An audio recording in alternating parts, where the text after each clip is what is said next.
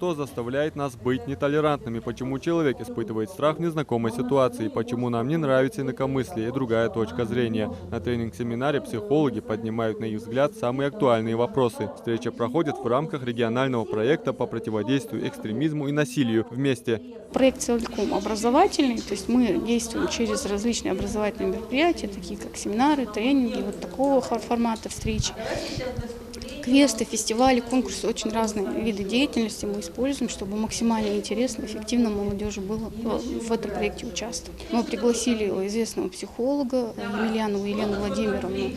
У нее есть ряд публикаций по работе с трудными подростками, и мы выбрали ее именно потому, что у нее богатый практический опыт как раз по работе с трудными подростками, с трудной молодежью.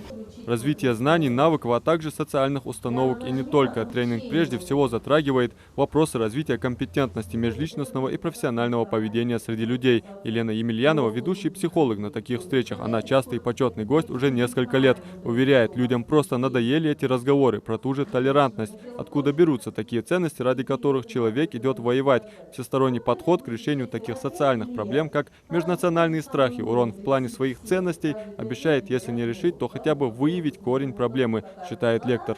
Почувствовал некий урон своим ценностям, страх перед своими ценностями, да, там, эти хотят запретить то, эти хотят у тебя отнять то. И Марина встала и пошла, ну да, сейчас.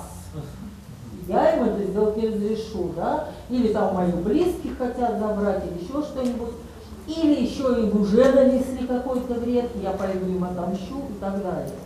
Около 40 специалистов из разных регионов, представителей молодежных общественных организаций Ингушетии, Дагестана, Чечни и Кабардино-Балкарии на таких площадках смогут вооружиться необходимыми знаниями для дальнейшей работы уже в своем регионе. Альбика Закаева, тренер по проведению тренингов, проводит подобные занятия с подростками, со студентами и уже выявила для себя ряд актуальных тем. На практике мы проводим обучающие тренинги с молодежью. Это в основном школьники, студенты. Весь опыт, который мы получили, мы, конечно, пытаемся применить на практике. Как социальный тренер я очень часто общаюсь с молодежью. То есть это подростки от 16 до 18 лет, то есть тот самый период, когда нужно более-менее сформировать их личность. То есть более толерантно их сформировать, чтобы не было этой вражды. Находить общий язык, выходить из разных критических ситуаций. Вот чему нас учили сегодня психологи, которые были приглашены для нас. Это действительно большой опыт и те знания, которые в книгах или в интернете ты не прочитаешь просто.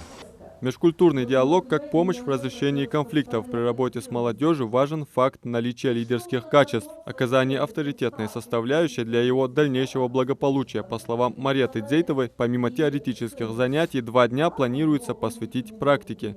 Мы понимаем, что молодежи лекции неинтересны, разговоры мало воздействуют вообще, особенно в такой тонкой теме, как экстремизм, радикализм или там, формирование толерантности. Сегодняшние участники будут учиться тому, как в игре ненавязчиво доносить вот важные ключевые ценности для своих подопечных. Такие тренинги в республике проводятся ежегодно несколько лет подряд. Для молодых специалистов они уже стали не просто доброй традицией, а возможностью поделиться опытом с коллегами. Адам Мережков, Асхаб Белакиев, Новости 24.